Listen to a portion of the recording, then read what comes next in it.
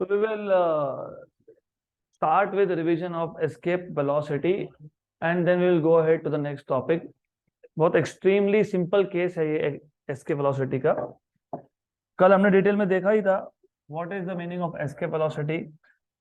हम जब एक ऑब्जेक्ट को वर्टिकली अपवर्ड थ्रो करते हैं तो it reaches a maximum height और मैक्सिमम हाइट पे वेलोसिटी जाता है 0 and it comes back again. जितने ज्यादा वेलोसिटी से उसको प्रोजेक्ट करोगे उतना ही ये फास्टर, उतना ही ये ऊपर जाएगा and then comes back again. और वेलोसिटी दे दी तो it goes to higher height and comes back again. तो ऐसा करते करते अगर आपने इतना ज्यादा वेलोसिटी दे दिया कि वो ऑब्जेक्ट अर्थ के ग्रेविटेशनल फील्ड से बाहर चला गया, then that velocity is called as escape velocity. तो आइडिया सिर्फ इतना ही है, the more velocity you give, the higher height an object will reach. At a certain value of velocity, the object will escape from Earth's gravitational field. That velocity is known as escape velocity. हमने define भी किया था. The minimum velocity with which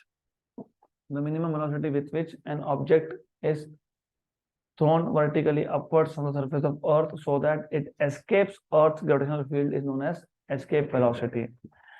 तो escape velocity का expression derive करने के लिए हम दो पॉइंट्स लेते हैं. एक होता है अर्थ के सरफेस का पॉइंट, लेट अस से इनिशियल पॉइंट इज ए, और एक होता है इन्फिनिटी पे. तो another point is B which is at infinity, क्योंकि the object has completely escape from the earth gravitational field. And the clear. Then जब ऑब्जेक्ट अर्थ के सरफेस पे था तो इसका कुछ टोटल एनर्जी था, sum total energy, that is kinetic plus potential. और जब ऑब्जेक्ट इंफिनिटी पे पहुंच गया तब इसका टोटल एनर्जी है काइनेटिक प्लस पोटेंशियल. लेकिन टोटल एनर्जी हमेशा होता है conserve. So from conservation of energy,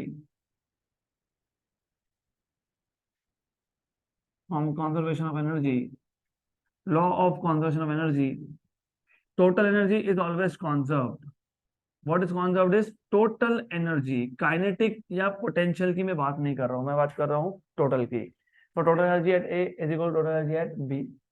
तो total energy at A was kinetic energy at A plus potential energy at A, और total energy at B is kinetic energy at B plus potential energy at B. ये होता है half M V A square. लेकिन क्योंकि ये velocity क्या करेगा, escape करवाएगा, तो half M V E square minus what is potential energy का equation, G capital M small m by R. R यहाँ पे कैपिटल आर है क्योंकि ऑब्जेक्ट कहाँ था, अर्थ के सरफेस पे था. Object was at the surface of earth, तो ये कैपिटल आर है. This is capital R is equal to kinetic energy at B, it is half mvb square minus gmm upon rb. लेकिन distance of B point from earth is infinity, तो ये क्या आ जाएगा, infinity आ जाएगा. और मैंने जब ये स्टार्ट किया तब मैंने बोला कि मैक्सिमम हाइट पे वेलोसिटी क्या होता है, 0. तो वैसे ही मैक्सिमम डिस्टेंस पे मतलब इंफिनिटी पे वेलोसिटी क्या होगा, 0. तो काइनेटिक एनर्जी क्या बन जाएगा, 0. और पोटेंशियल एनर्जी भी क्या है, 0, क्योंकि वहां पे डिनोमिनेटर में कौन है, इंफिनिटी है. तो half M V E square minus G capital M small m by R equal to 0. इसको शिफ्ट कर दो तो half M V E square equal to G capital M small m by R. Small m हो गया cancel. तो you have VE square equal to 2GM by R. तो VE equal to root of 2GM by R. ये आ गया आपके पास escape velocity का एक एक्सप्रेशन. आपको दूसरा चाहिए तो दूसरा भी निकाल सकते हो, G equal to GM by R square. तो GM equal to GR square. So therefore escape velocity VE equal to under root of 2GR square by R. एक R cancel, तो under root of 2GR. And as you can see ये escape velocity जिस object को आप escape करवा रहे हो उसके मास पर डिपेंड करता ही नहीं है। It depends on acceleration due to gravity and radius of earth, या फिर it depends on capital G mass of earth and radius of earth. इसकी वैल्यू आती है 11.2 किलोमीटर पर second for any object, it is the same for any mass, it is the same. तो यहां तक हमने कल देखा था। अब let us move ahead to the next topic which is very simple. अभी मोस्टली थ्योरेटिकल टॉपिक है, उसके बाद वापस डेरिवेशन आएंगे। तो अगला टॉपिक है earth satellite, satellites of earth, earth satellites.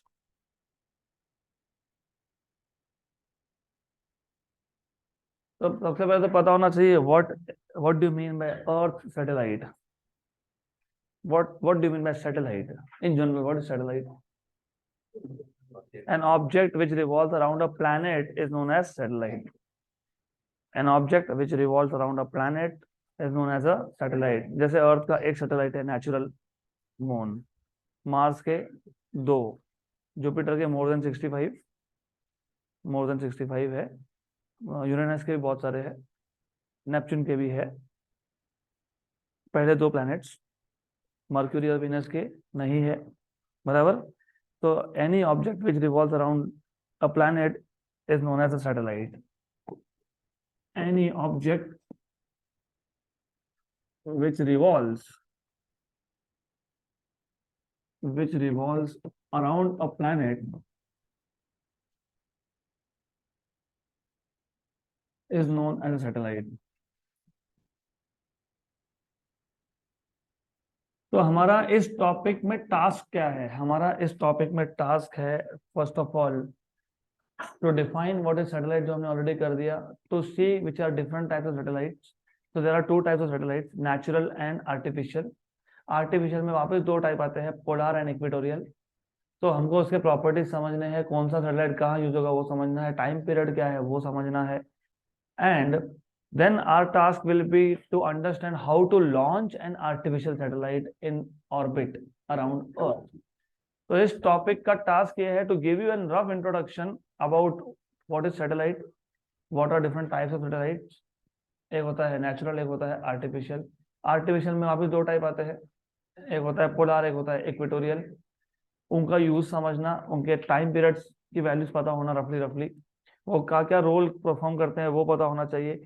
फिर अगर हमको सैटेलाइट्स को लॉन्च करना है, मतलब हमको अगर सैटेलाइट्स को ऑर्बिट में भेजना है अराउंड अर्थ और अराउंड एनी प्लैनेट, तो वो कैसे हम लोग करेंगे, what are the different stages involve, what are different velocities involve, ये सब हमको इस टॉपिक में देखना है।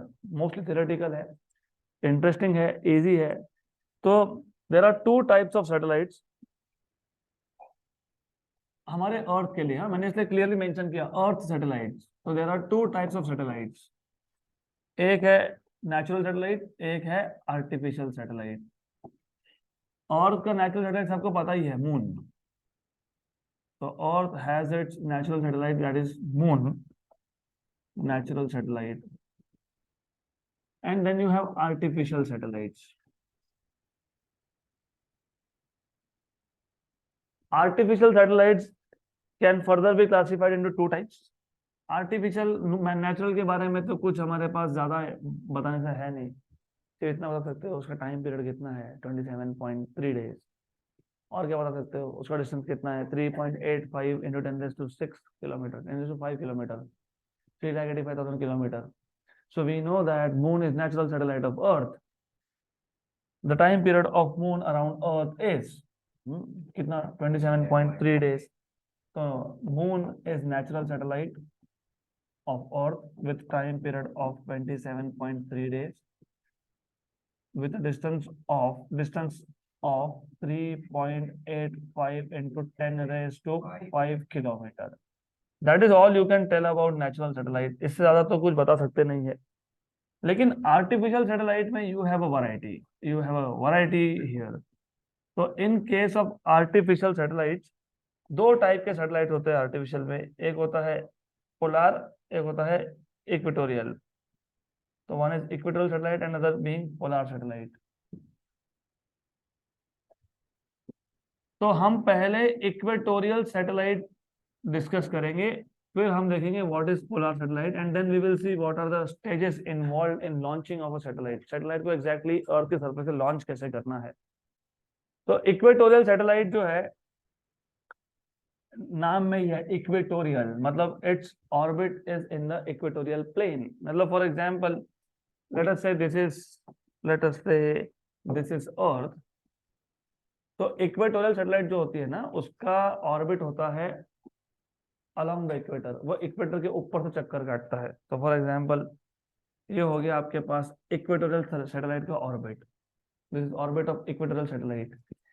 और पोलर का, this is the orbit of polar satellites. so this is for polar satellites and this is for equatorial satellites. The orbit of equatorial satellite is along the equator of earth, along मतलब in the plane of equator of earth, and that of polar satellite is perpendicular to the equator, क्योंकि poles they are perpendicular to the equator। आप ऐसा ही बोल सकते हो the orbit of polar satellites is in the plane of poles of earth, या फिर बोल सकते हो it is perpendicular to equatorial plane। तो एक का ऑर्बिट इक्वेटोरियल प्लेन में ही है इसलिए इसको इक्वेटोरियल बोला, एक का orbit perpendicular to equatorial plane है तो इसको पोलर बोला। तो दो टाइप के सैटेलाइट्स है, दोनों का ऑर्बिट अच्छे से पता होना चाहिए। ये जो इक्वेटोरियल सैटेलाइट्स है, दे आर नॉर्मली जियोसिंक्रोनस। अभी जियोसिंक्रोनस का मतलब क्या होता है? First of all you should know they have same sense of rotation as earth, they have same sense of rotation, they have same sense of rotation as that of earth, as that of earth। तो earth rotate कैसा होता है? East to west या west to east? हाँ, west to east. तो it also rotates from west to east. तो जो अर्थ का रोटेशन का डायरेक्शन है वो इसका भी वही रोटेशन का डायरेक्शन है। जितना अर्थ का रोटेशन का पीरियड है उतना ही इसका भी है, 24 hours. So it has the same time period of rotation. तो ऐसा बोल सकते हो कि it is locked, basically it is locked with respect to earth. मतलब विद रिस्पेक्ट टू अर्थ इसका लोकेशन कभी चेंज नहीं होगा। और ऐसा क्यों करते हैं वो आगे समझ में आएगा आपको। रिमेंबर, ये हमको अर्थ से स्टेशनरी दिखेगा। क्यों? क्योंकि जो स्पीड पे अर्थ रोटेट हो रहा है उसी स्पीड से हम लोग रोटेट हो रहे हैं, उसी स्पीड से ये भी रोटेट हो रहा है, ये रिवॉल्व हो रहा है एक्चुअली। तो the time period of equatorial satellite is same as that of earth. so it is locked with earth rotation basically, so it will appear to us as if it is stationary with respect to earth, stationary with respect to earth। earth को तुम क्या बोलते हो? जियो बोलते हो ना, जियो। Geography मतलब क्या? What is geo? Geo is earth. तो इट इज जियो स्टेशनरी, मतलब stationary with respect to earth, या फिर आप इसको बोलते हो geosynchronous. What do you mean by synchronous? Synchronise करना मतलब क्या होता है? मैच करना, matching of the two things is known as synchronous, right. बहुत बार ऐसा वर्ड तुम यूज करते हो, मैंने सिंक्रोनाइज कर लिया। तुमने सिंक्रोनाइज कर लिया मतलब तुमने खुद का टाइम किसी और के टाइम के हिसाब से एडजस्ट कर लिया, that is called as synchronous. तो जियो सिंक्रोनस मतलब इस सैटेलाइट ने खुद का टाइम पीरियड ऐसा सेट किया है कि ये अर्थ के रोटेशन के साथ मैच हो गया अब, राइट। तो it will always appear stationary from earth to us. अब ये करते क्यों है? देखो, दो सैटेलाइट्स है, पोलर और इक्वेटोरियल। मैं नेचुरल सैटेलाइट की बात ही नहीं कर रहा हूँ, मैं बात कर रहा हूँ आर्टिफिशियल की। नेचुरल तो मून है, वो तो हमको इतना इंटरेस्ट नहीं है उसमें। लेकिन आर्टिफिशियल हमने लॉन्च किए तो एक पर्पस के लिए लॉन्च किए होंगे। We have to serve some purpose. For example telecommunication, for example you know, सिर्फ टेलीकम्युनिकेशन एक चीज नहीं होती है। For example GPS locations, for example spying purposes, for example mapping of earth का मैप पूरा बनाना। तो बहुत सारे रोल्स है। For example radio signal transmission. अब तुम इमेजिन करो, जस्ट इमेजिन, अगर अगर इस सैटेलाइट का, इक्वेटोरियल सैटेलाइट का टाइम पीरियड और अर्थ का रोटेशन पीरियड सेम नहीं होता तो होता क्या? Now imagine I am standing here in this city, मैंने फोन नंबर डायल किया, there is someone who is sitting in some city 1000 kilometre from here. उससे बात करनी है, तो मेरे मोबाइल का जो ट्रांसमीटर है वो सिग्नल ट्रांसमिट करेगा, सैटेलाइट उसको कैप्चर करेगा, सैटेलाइट रिसीवर एंड पे वो सिग्नल को ट्रांसमिट करेगा, रिसीवर उसको सिग्नल को कैप्चर करके रिसीव करके, राइट, तो will make a connection between me and the other person. अब इमेजिन मैं यहाँ था, सैटेलाइट यहाँ पे है और the other person is somewhere over here, तो ऐसा होगा सिग्नल ट्रांसमिशन। मेरे से ट्रांसमिट होके सैटेलाइट पे जाएगा, सैटेलाइट से ट्रांसमिट होके रिसीवर पे जाएगा। अगर सिंक्रोनाइज नहीं होता, मतलब सैटेलाइट का स्पीड अर्थ के रोटेशन से ज्यादा या कम होता, तो होता क्या, होता ये कि सैटेलाइट अर्थ के पीछे चले गया। अभी वो तो सिग्नल है, सिग्नल इलेक्ट्रोमैग्नेटिक वेव होता है, और वेव थोड़ी घूम के जाता है, वेव क्या करता है, स्ट्रेट लाइन में जाता है। तो रिमेंबर, इसको सिंक्रोनस क्यों बनाया, इसको सिंक्रोनस इसके लिए बनाया क्योंकि मुझे यहाँ पे सिग्नल्स का ट्रांसमिशन करना है और उसको रिसीव करना है। बहुत सारी चीजें हैं, सिर्फ एक नहीं, सिर्फ फोन की बात तो एग्जाम्पल था। तो यहाँ से सैटेलाइट पे, सैटेलाइट विजिबल होना चाहिए, सैटेलाइट वो यूएस की तरफ है, तुम सिग्नल भेज रहे हो, कोई पकड़ नहीं रहा सिग्नल को, क्योंकि signals will always go in a straight line. तो दैट इज वाई हम ऐसे सैटेलाइट्स को अर्थ के रोटेशन के साथ लॉक कर देते हैं। मतलब अर्थ की रोटेशन की वजह से अगर हमारा पोजीशन चेंज हुआ, हमारा पोजीशन चेंज, अर्थ रोटेट हो रहा है तो हम भी रोटेट हो रहे हैं, बेसिकली हम सर्कुलर मोशन परफॉर्म कर रहे हैं। अगर हम यहाँ पे आ गए तो सैटेलाइट भी हमारे साथ ही रोटेट होगा, तो ट्रांसमिशन और रिसेप्शन में कोई प्रॉब्लम नहीं होगा, because it will not happen कि सैटेलाइट अर्थ के दूसरे साइड पे चला गया, फास्ट मूव हो रहा है वो। हो सकता है ना ऐसा, लाइव ब्रॉडकास्ट देखते हो, क्रिकेट मैच, फुटबॉल मैच, ये उसके लिए यूज होता है, तो it is use for live broadcasting purpose also.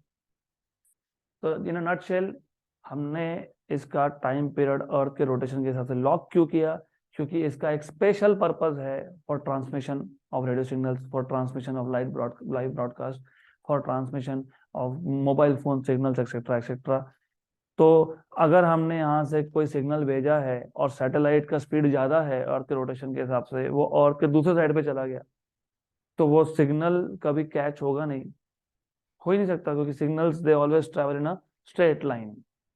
तो that is the purpose of this kind of satellites. तो जियो स्टेशनरी सैटेलाइट में आपको कुछ अगर याद रखना है, वैसे अभी तो आपको इतना कुछ काम में आएगा नहीं, लेकिन इंटरेस्टिंग है, पता होना चाहिए। तो if you need to know some properties, तो और एक चीज पता होनी चाहिए, they are satellite which are launched at higher altitudes, तो इनका अल्टीट्यूड भी बहुत हाई होता है। तो they are launched at larger heights, तो हायर अल्टीट्यूड्स है,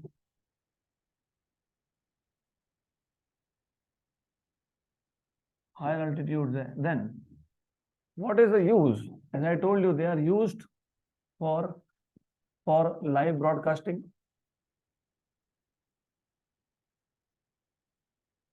और कहाँ यूज होगा, कम्युनिकेशन सिस्टम, टेलीकम्युनिकेशन सिस्टम, और कहाँ यूज होता है, radio signal transmission,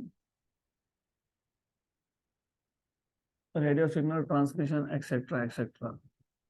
that's it, इतना पता होना सफिशिएंट है। तो equatorial satellites are known as geosynchronous or geostationary. Their time period is around 24 hours, so they are locked with earth rotation. They are at high altitudes. They are designed for purpose of telecommunication, radio signal transmission, live broadcasting, etc etc. इतना ही उनका use है। Then you have the other type of satellites which are polar satellites. Polar satellites, इनका orbit जो है वो polar orbit है, तो orbit is polar, they go from north pole to south pole, orbit is polar, तो चलता रहता है उनका north to south, north to south, north to south. They are launched at lower altitudes, और आपको अगर देखना है तो रात में थोड़ा ऊपर जाके टेरेस पे खड़े रह जाओ, दिख जाता है ये, क्योंकि लोअर अल्टीट्यूड्स है और इसके नीचे लाइट्स होते हैं, मे बी 3 कलर के लाइट्स होते हैं, because they are status indicators. एक तो रेड होता है, एक ग्रीन होता है, and third one I don't remember, maybe blue. तो अगर आप देखोगे तो आपको दिखेगा कि रात में ऐसा एक सैटेलाइट गया, आपको लगेगा एरोप्लेन है, हो सकता है एरोप्लेन हो, लेकिन फिर वापस से 85 मिनट्स के बाद वापस से आ जाएगा, 85 मिनट्स के बाद वापस से आ जाएगा, 85 मिनट्स के बाद वापस से आ जाएगा। तो it makes one round around earth in 85 minutes. So time period is 85 minute. उसका 24 आवर था, इसका 85 मिनट्स है। तो एक दिन में कितने चक्कर काट लेगा वो भी देख लो, अराउंड 16 और 17 आता है वो। 85 minutes, 1 hour is 60 minutes, so 24 hour is 1440 minutes. One round is around 85 minutes, है ना? 17 राउंड, 16 to 17 राउंड। ऐसा नहीं कि स्ट्रिक्टली 85 ही होता है, 80 to 85 वेरिएबल होता है। तो they are at lower altitudes, their time period is रफली 85 मिनट्स। इसके लिए total number of revolutions per day is 16 to 17 total revolutions per day are 17 approximately, 16-17 के आसपास होता है ये। Good. They are at lower altitude, इसके लिए आप देख सकते हो और देख लेना, दिख जाएगा, इजी है। यू कैन जस्ट आइडेंटिफाई और see, I can see some colours moving in the night sky, मतलब वो पोलर सैटेलाइट है, लोअर अल्टीट्यूड पे है तो इसलिए दिखता भी है। What is the purpose of this? Important, बहुत important है ये। They are used for GPS। क्यों? क्योंकि देखो क्या होगा, ये बहुत इंटरेस्टिंग चीज है ये, और इसका जो ऑर्बिट है वो और भी इंटरेस्टिंग है। Because of its orbit it finds applications eight many places. देखो क्या है, बात ऐसी है, इसका ऑर्बिट क्या था, नॉर्थ टू साउथ। तो जब ये पहली बार आएगा तो ये पूरा एक स्ट्रिप कवर करेगा, क्योंकि इसके नीचे होता है कैमरा। इसके नीचे हम लोग कैमरा लगा के छोड़ते हैं। आप देखते हो ना, गूगल अर्थ पे देखते हो, खुद का घर भी लोकेट करते हो।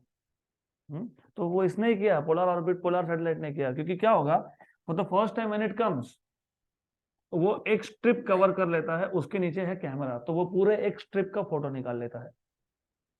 फिर जब एक राउंड कंप्लीट करके आया, तब तक अर्थ क्या हो गया, रोटेट। अर्थ रोटेट हो गया, इसका मतलब अगले चक्कर में और एक स्ट्रिप कवर कर लेगा। तो it covers one more strip in the next round. और तो वापस रोटेट हो गया, तो दो तीसरे चक्कर में आएगा, तो तीसरे चक्कर में वापस एक स्ट्रिप कवर करेगा।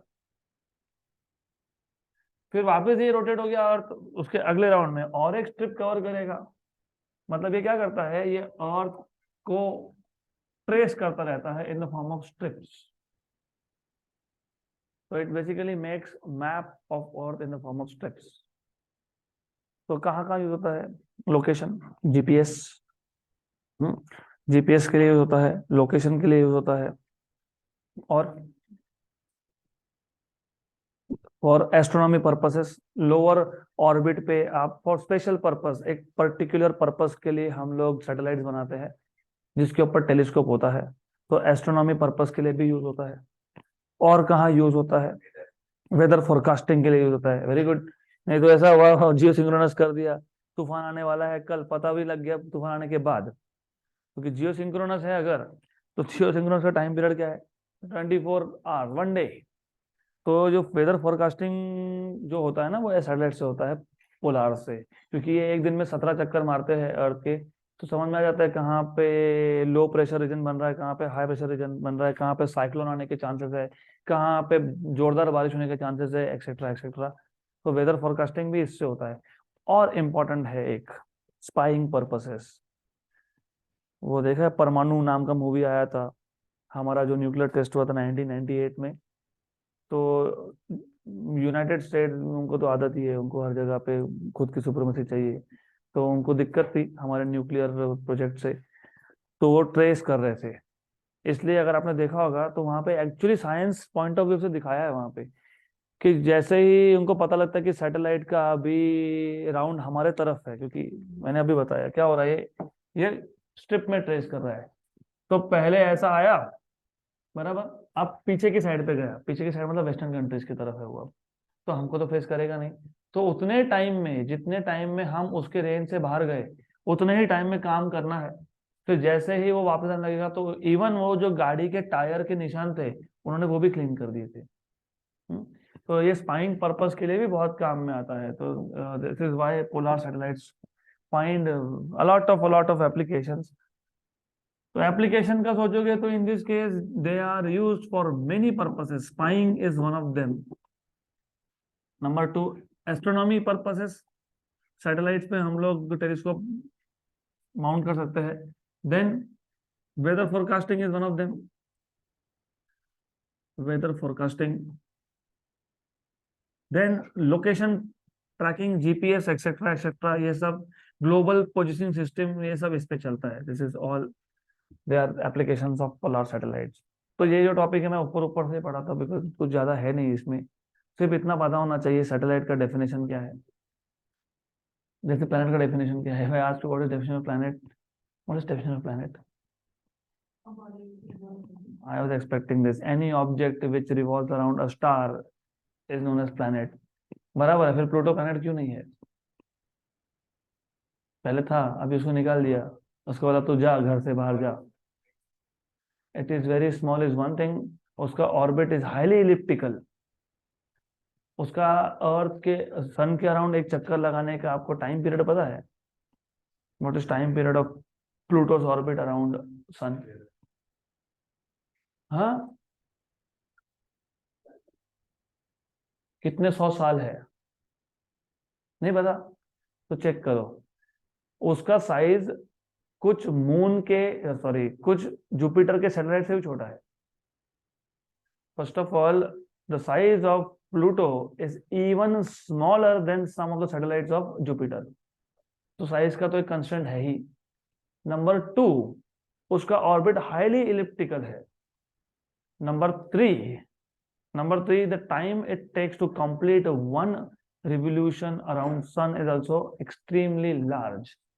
So that is why it is not considered as planet anymore. तो आपको ये बेसिक बेसिक चीजें पता होनी चाहिए। तो for example, what is satellite? It is an object which revolves around any planet. There are two types of satellites, natural and artificial. Natural satellites is an object which revolves around any planet naturally, मतलब formation ही हुआ था उसका वैसा। Artificial में हम लोग launch करेंगे दो टाइप के, polar and equatorial. Equatorial satellites are higher altitude satellites, they are geosynchronous, मतलब geostationary, time period is 24 hours. Purpose of those is for telecommunication, mostly radio signal transmission और telecommunication, ये दो important purposes है उसके। Then you have polar satellite which are lower altitude satellites, they make one revolution around Earth in 85 minutes roughly, so 17 times a day. So they are used for GPS, they are used for spying purposes, they are used for weather forecasting, and they are used for astronomy purposes, and they are used for many other purposes also.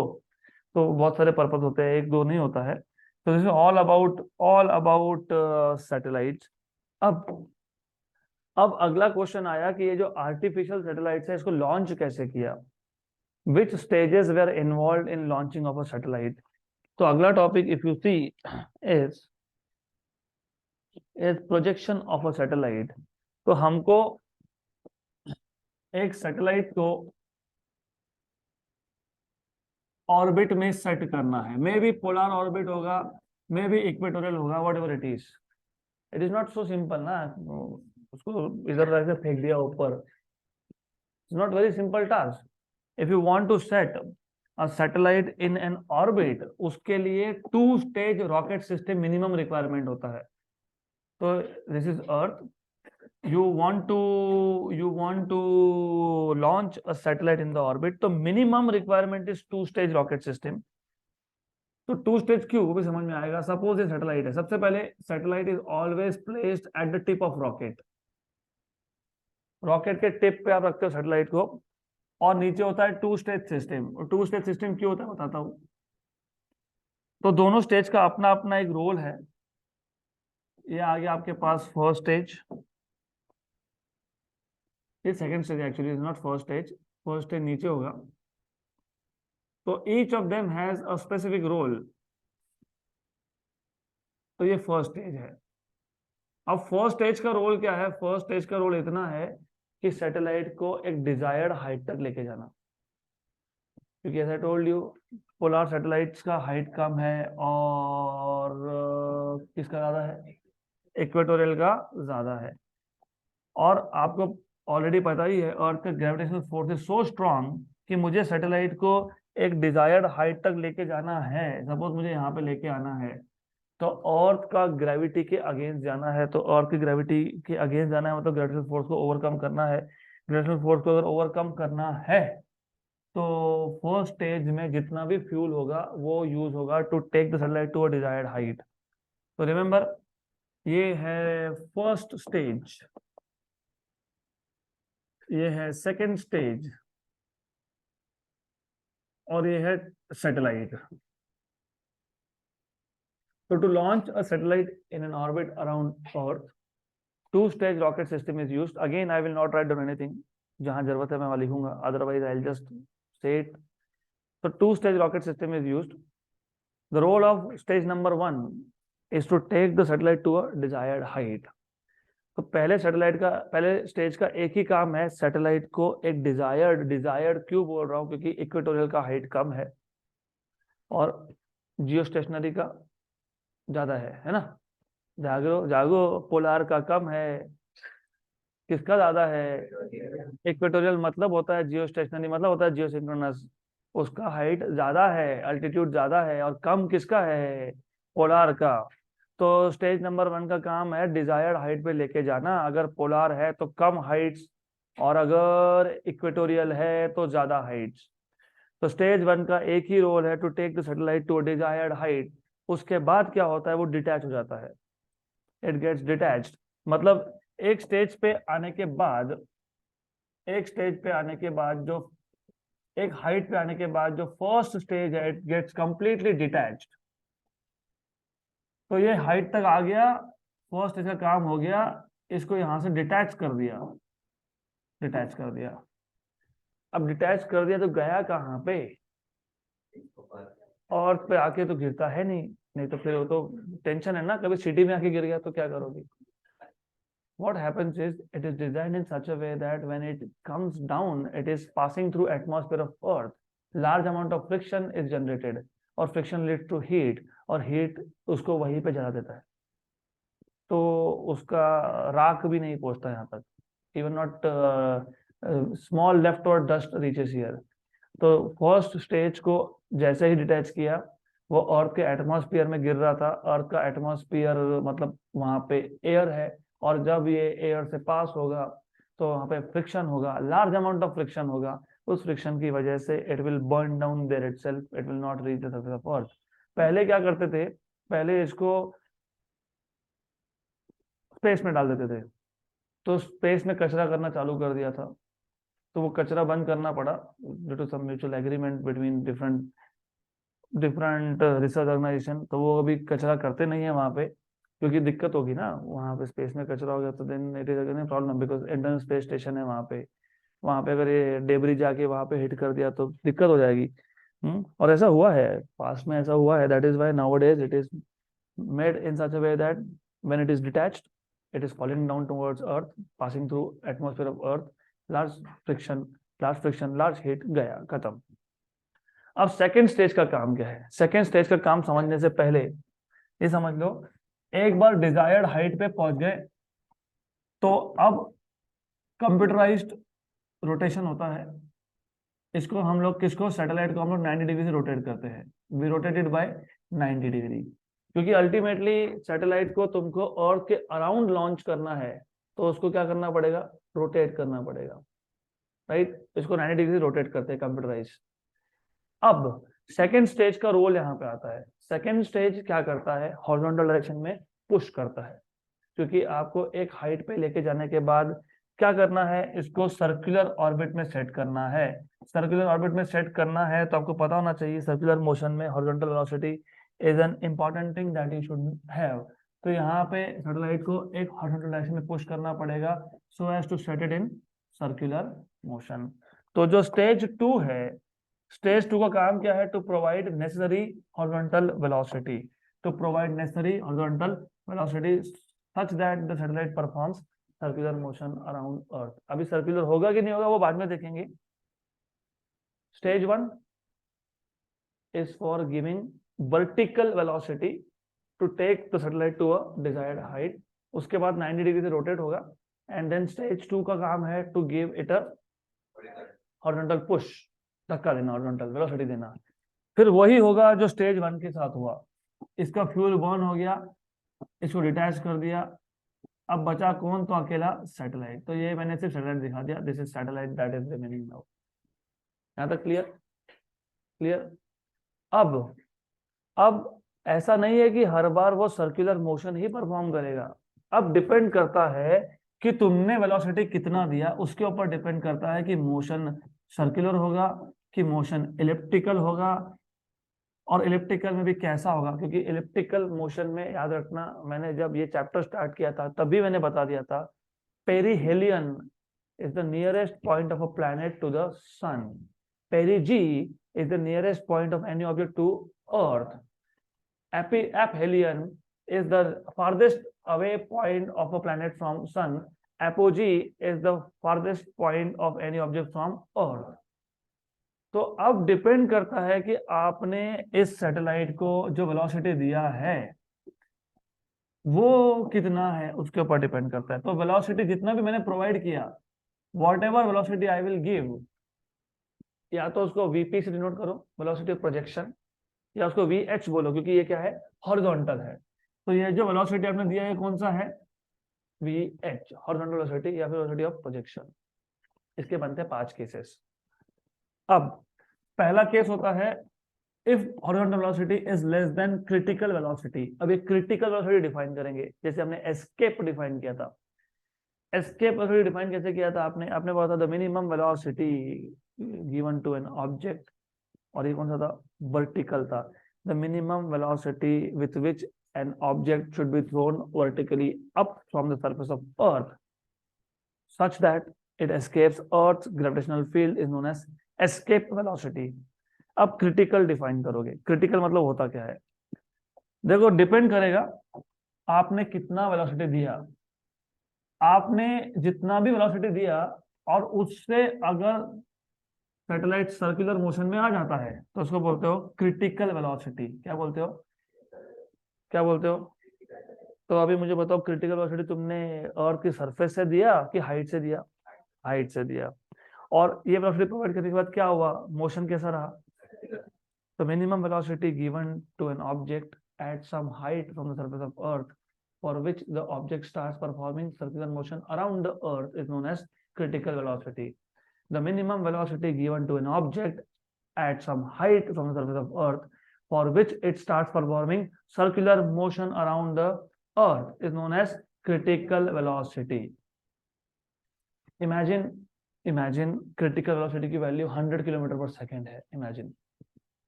तो अब यहाँ पे ऐसा भी तो हो सकता है कि due to some technical defects 100 kilometre per second मिला ही नहीं, उसको मिला उससे कम 80 किलोमीटर पर सेकंड, तो ऑर्बिट सर्कुलर होगा क्या?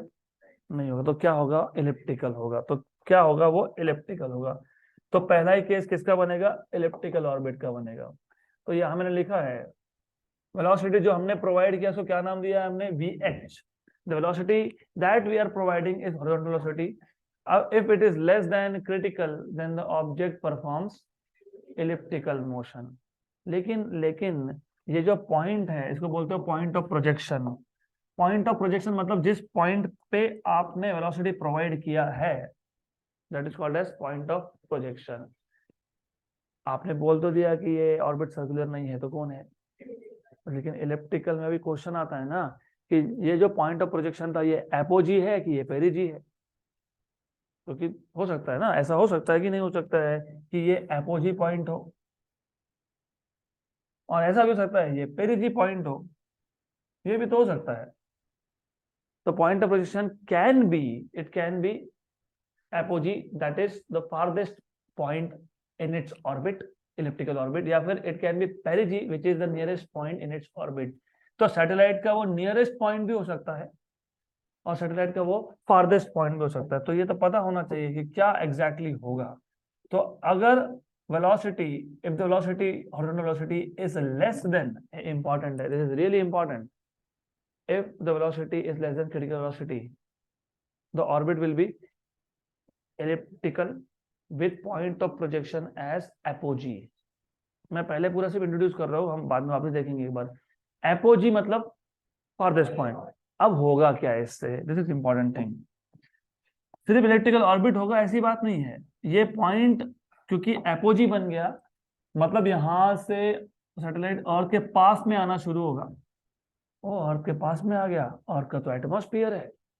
तो होगा क्या, अगर ये पॉइंट ऑफ प्रोजेक्शन एपोजी है, अगर ये पॉइंट ऑफ प्रोजेक्शन एपोजी है, तो satellite comes closer to earth, and when it comes closer to earth it goes through atmosphere of earth. और क्या करता है अर्थ का एटमॉस्फेयर, फ्रिक्शन करता है, और फ्रिक्शन में एनर्जी का लॉस होता है. और एनर्जी का लॉस होता है तो अब धीरे धीरे धीरे धीरे पता है क्या होगा, it spirals down on the surface of earth, earth के सरफेस पे आके गिर जाएगा. तो अगर वो एपोजी पॉइंट हुआ, मतलब फार्देस्ट अवे, जो लॉन्च पॉइंट है, प्रोजेक्शन पॉइंट है, वही फार्देस्ट अवे पॉइंट है. मतलब अब ऑर्बिट में जब सैटेलाइट आएगा तो वो अर्थ के पास में आएगा, और अर्थ के पास में आएगा तो अर्थ के एटमॉस्फेयर से पास होगा. अर्थ के एटमॉस्फेयर में तो एयर है, एयर से पास होगा तो फ्रिक्शन होगा, फ्रिक्शन तो डिसिपेटिव फोर्स हो गया. तो यहाँ पे फोर्सेस कंजर्वेटिव नहीं है, यहाँ पे नॉन कंजर्वेटिव फोर्स है, लॉस ऑफ एनर्जी है. उसका एनर्जी लॉस हुआ तो उसका ऑर्बिट श्रिंक हो गया. ऐसा हर बार ऑर्बिट श्रिंक होता जाएगा और finally this will spiral down on the surface of earth. ये पहला केस है, हम डिटेल देखेंगे वापस, we will see in detail again. Case number 2, when velocity of projection which is horizontal velocity is equal to critical. तो जब velocity is equal to critical होगा तो क्या होगा, तो उस केस में क्या होगा, let's see what happens in that case. What will happen in this case? Circular motion. हमने डिफाइन ही किया ना, हमने तो डिफाइन किया critical velocity. We have defined critical velocity as the velocity with which an object should be given a horizontal push such that it performs circular motion around the earth. इसका expression derive करना है हमको, तो हम derive करेंगे बाद में. तो इस केस में क्या होगा, सर्कुलर मोशन होगा. केस नंबर 3, मैं पहले सिर्फ इंट्रोड्यूस कर रहा हूं, मैं वापस इसको प्रॉपर तरीके से बताने वाला हूं with all the required graphs. Case number 3. अब केस नंबर 3 ऐसा हो सकता है, इमेजिन क्रिटिकल वेलोसिटी था 100 किलोमीटर पर सेकेंड. हमने जो वेलोसिटी प्रोवाइड किया था पहले था 80 किलोमीटर पर सेकेंड. तो ऑर्बिट हो गया elliptical with point of projection being point of apogee. Then the satellite keeps moving near the surface of earth, it goes through atmosphere of earth, there is friction, there is loss of energy, it spirals down on the surface of earth. If the velocity given is equal to critical velocity, it performs circular motion. If the velocity given is greater than critical velocity, suppose 100 kilometre पर second से ज्यादा हो गया, 120 हो गया, 120 हो गया, मतलब velocity that you are providing is greater than critical. तो वापस से क्वेश्चन वही है, सर्कुलर तो होगा नहीं, अब क्या होगा, वापस इलिप्टिकल होगा. But this time the point of projection is पेरिजी. लेकिन इसमें और एक कंडीशन सोचना पड़ेगा हमको. मैंने बोल तो दिया 120 किलोमीटर पर सेकेंड. एस्केप वेलोसिटी का क्या करोगे, एस्केप कितना था 11.2, वो तो अर्थ की ग्रेविटी से ही एस्केप हो जाएगा. तो ये मैंने सिर्फ आपको नंबर, सिर्फ आपको एग्जाम्पल दे दिए थे. इतनी हाई वेलोसिटी होती नहीं है, इतनी हाई दोगे तो गया. तो I should have said 100 metre per second, good value. तो क्रिटिकल कितना 100 मीटर पर सेकेंड. 100 से कम दे दिया इलिप्टिकल, 100 दे दिया सर्कुलर, 100 से ज्यादा दे दिया वापस से इलिप्टिकल. लेकिन remember the velocity that you are giving is less than escape. मतलब the object will not be able to escape Earth's gravitational field. Only this time what will happen is the point of projection becomes perigee. It becomes perigee. मतलब it will now only go away from Earth. It will never enter Earth's atmosphere. It will never undergo loss of energy. So it will not spiral down. तो ये elliptical motion ही perform करता रहेगा. उसके बाद तो 3 cases हो गया. एक सर्कल का केस और नहीं किया मैंने, वो मैं अभी करूंगा नहीं, बाद में बताऊंगा वो वापस. देन इसके बाद what happens if the velocity given is exactly equal to escape velocity. It escapes तो satellite escapes earth's gravitational field but via a parabolic path. Escape तो होगा लेकिन पाथ कौन सा होगा? पैराबोलिक। या तो यहां से एस्केप होगा, अगर तुमने क्लॉकवाइज पुश किया तो वहां, एंटी किया तो यहाँ, तो it will escape earth gravitational field via parabolic path. और एक केस बनता है फिर, अगर हमने velocity of projection greater than escape दे दिया, 11.5 मान लो, क्योंकि 11.2 था एस्केप, वो अर्थ की सरफेस से होता है, मैं आपको सिर्फ एग्जांपल दे रहा हूँ, बराबर। आपने ज्यादा ही दे दिया वेलोसिटी, तो क्या होगा? एस्केप होगा, होगा एस्केप तो होगा, रुकना तो है नहीं उसमें, लेकिन this time it escapes via hyperbolic path. और हाइपरबोला जो होता है ना, वो ज्यादा फ्लैट होता है कंपेयर टू पैराबोला, तो it escapes via hyperbolic path. तो ये टोटल 5 केसेस है सैटेलाइट के। तो पांचों को वापस से हम लोग देख लेंगे एक एक करके। This time I will put little bit of theory, not much but little bit. So we are looking at projection of satellite. Projection of a satellite.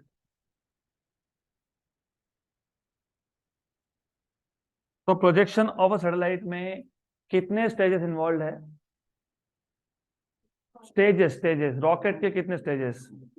2 stages of the rocket and the satellite is placed at the tip. तो there are 2 stages, दोनों में fuel है। Stage number 1, stage number 2। Stage number 1 is used to take the rocket to a desired height, और stage number 1 vertical velocity देता है।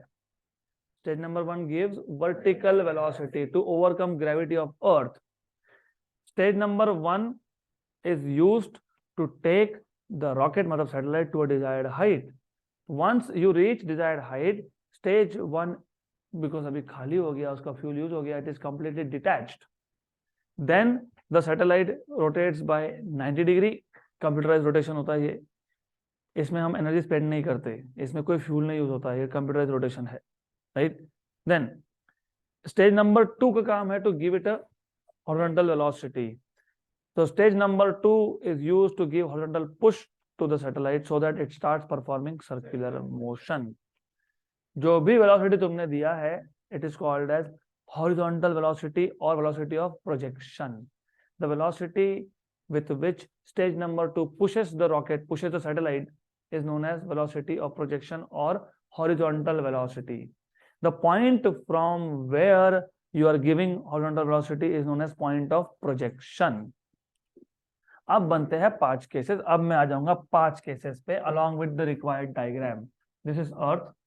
Imagine this is point of projection over here. ये point of projection है P।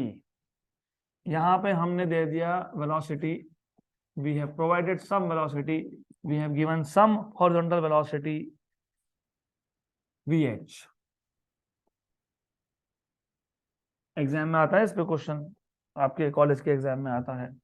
तो number 1, if horizontal velocity is less than critical, orbit is elliptical with point of projection as apogee,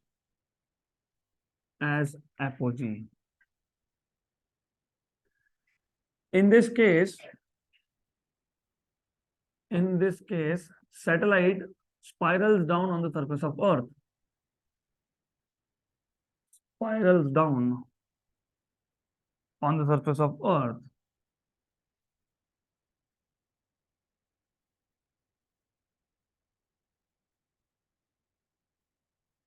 तो इसको मैं यहाँ दिखा देता हूँ। तो ये पॉइंट ऑफ एपोजी है, ऐसा आएगा, तो स्पाइरलिंग होगा, स्पाइरलिंग होके नीचे गिर जाएगा, ऐसा है ये। अभी आप स्पाइरल नहीं भी दिखाओगे तो कोई फर्क नहीं पड़ता, तो doesn't matter really. Then case number 2, if VH equal to VC, orbit is circular. और ये VC को क्या बोला है? Critical velocity. क्या बोला है? अब ये क्रिटिकल वेलोसिटी हम लोग डिफाइन करेंगे और इसका एक्सप्रेशन भी डिराइव करेंगे, अगर टाइम रहा तो आज, नहीं तो कल। तो this is called as critical velocity, orbit is circular. सिर्फ सर्कुलर वर्ड यूज करने से पता है, you can find out expression of this. क्यों? क्योंकि सर्कुलर मोशन के लिए रिक्वायर्ड फोर्स कौन सा होता है? Centripetal force. कौन प्रोवाइड कर रहा है? अर्थ का ग्रेविटेशनल फोर्स। तो आप बोलोगे necessary centripetal force is provided by earth gravitational force, तो mv²/r इक्वल टू gmm/r²। वहां से आपको vc का इक्वेशन मिल जाएगा, क्रिटिकल वेलोसिटी का इक्वेशन मिल जाएगा। और आगे जितने भी टॉपिक हमारे बचे हैं वो सारे के सारे vc के एक्सप्रेशन पे बचे हैं। तो 3 टॉपिक आएंगे, तीनों के तीनों they are based on critical velocity. हाँ, तो ऑर्बिट इज सर्कुलर। तो ऑर्बिट यहाँ पे आ गया आपके पास सर्कुलर। तो मोर और लेस इसको इमेजिन कर लेना, ये सर्कुलर ऑर्बिट है। I don't see this is circular but you have to imagine. So anyways, let's say this is a circular orbit. Fine, more or less. अब अगर हमने वेलोसिटी दे दिया greater than critical but less than escape, if the velocity given is greater than critical but it is less than escape, so orbit is elliptical. Orbit is elliptical with point of projection perigee, with point of projection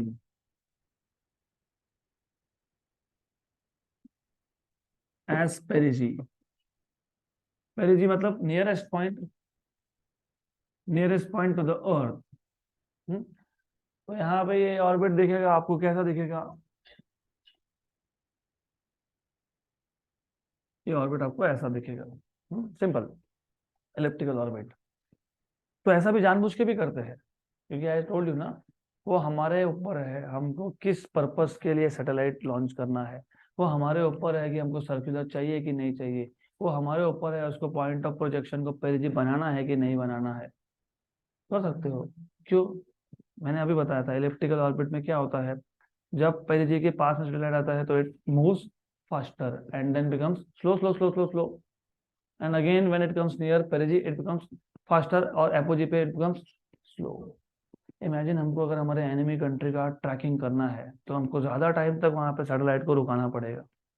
तो ऐसा भी करते हैं, जानबूझ के करते हैं, कर सकते हैं। ओके, देन उसके बाद फोर्थ केस,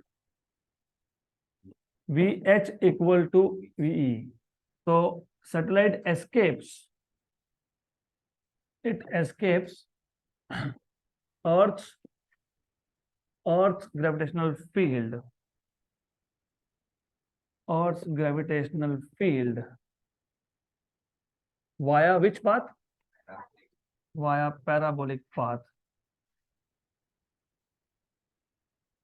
ओके, तो या तो यहां से एस्केप हो जाएगा, क्योंकि इट डिपेंड्स आपने वेलोसिटी कौन सी डायरेक्शन में प्रोवाइड किया है, या तो यहां से एस्केप हो जाएगा। तो this is case number 4 where you have given velocity VH equal to VE।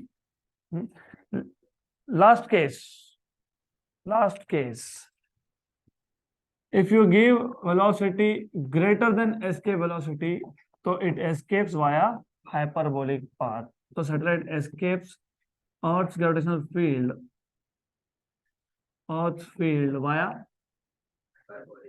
via hyperbolic path.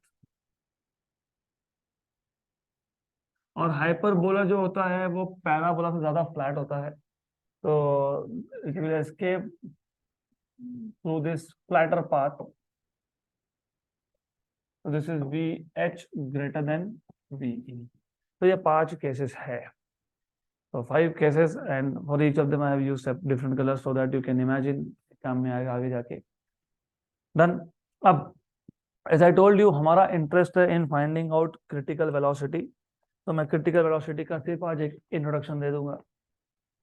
Critical velocity के लिए हमको क्रिटिकल वेलोसिटी मतलब satellite is in circular orbit, तो कौन सा फोर्स चाहिए, किसने दिया, और सैटेलाइट अर्थ के सरफेस पे था कि हाइट पे था? तो हाइट पे था, तो distance from centre of earth कितना है? R+H, जिसको आप डिनोट करते हो स्मॉल r से। तो आपको बाकी सब थ्योरी वो कल मैं लिख के बताऊंगा, अभी सिर्फ इंट्रोडक्टरी पार्ट है ये। तो अगर हमको क्रिटिकल वेलोसिटी का एक्सप्रेशन लेना है तो consider a satellite of mass m revolving around earth in circular orbit of radius small r, where small r is capital R plus h, बराबर। because the motion is circular, the necessary centripetal force is given by gravitational force. Centripetal force is mv square by r, लेकिन v यहाँ पे critical है तो vc equal to g capital M small m by r square. m cancel, r भी cancel, तो vc square equal to g m by r, तो vc equal to under root of g m by r। ये एक equation बन गया। दूसरा भी है G M upon R plus H, क्योंकि small are is R plus H. तीसरा भी है, क्योंकि हम लोग हाइट की बात कर रहे हैं ना, हाइट, हाइट पे जी की वैल्यू क्या होती है, जी एच होती है, और ये वैल्यू क्या होती है, याद है? बताओ क्या होती है? G M upon R plus H का स्क्वायर होता है, याद है क्या? G M upon small R square, बराबर ना? करेक्ट है ये? अरे अरे G equal to G M by R square, और किस सरफेस पे? कैपिटल आर स्क्वायर, हाइट पे आर प्लस एच का स्क्वायर। वो 2 दिन हुए नहीं पढ़ा के भूल गए। तो एनीवेज यहां से क्या आएगा? G M equal to R plus H square into, ये यहाँ पे सब्सटीट्यूट कर दो तो V C will be equal to under root of R plus H square into G H upon R plus H.